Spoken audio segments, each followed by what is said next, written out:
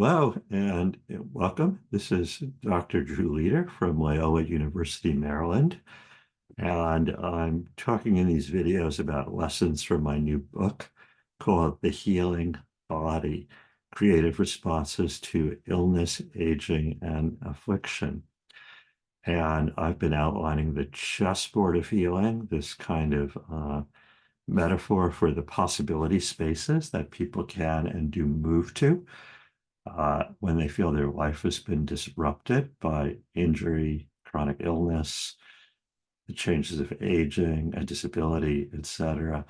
How can we existentially heal? That is, reintegrate with ourselves, with others, with the world around us in a way that leads to a full and satisfying life. And today I want to talk about the very important healing strategy I call communing. In another video, I talked about being objectified, where we relate to others by deliberately making our body into an object, bringing it to the scrutiny, usually of a healthcare professional, to be poked, prodded, placed under evaluation by, let's say, an MRI or CAT scan machine or laboratory values, so that we can get at what's going on inside our body taken as a kind of thing or object that is malfunctioning. But this also can lead to an experience of kind of depersonalization, dehumanization. There's something else that's missing about body-to-body connection. We want to be treated not just as an object, but as a subject, where other people's, in their own embodiment, are able in some ways to relate to and help us. So our own body is not a prison that locks us away and makes us feel isolated from others. It's also a medium of interconnection. And this interconnection, technically it's called intercorporeality by professional philosophers in this area, has been there from the very beginning. Our body was gestated and nurtured within the body of our mother. It may have been fed by her body or by other caregivers.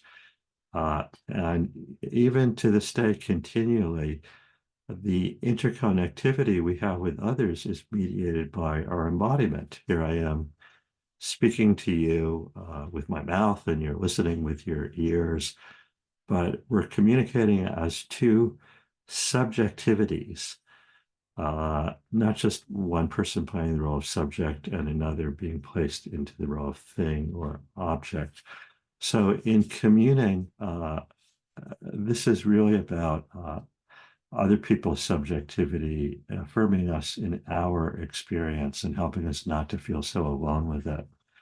A good example is when someone who has a disease, I'm going to choose the example of Parkinson's. I have a good friend with Parkinson's disease, joins a self-help group of others who have Parkinson's. And it makes such a difference when you're struggling with fine motor difficulties and you may be spilling your drink, or there's a characteristic flat facies of someone with progressed Parkinson's, which other people might kind of misinterpret or think you're stupid or something's wrong with you. But in the presence of others with Parkinson's, they understand why you might have spilled your drink or why you look the way you do, or why you burst into tears, because there's also deregulated emotional control due to some brain changes that Parkinson's brings about.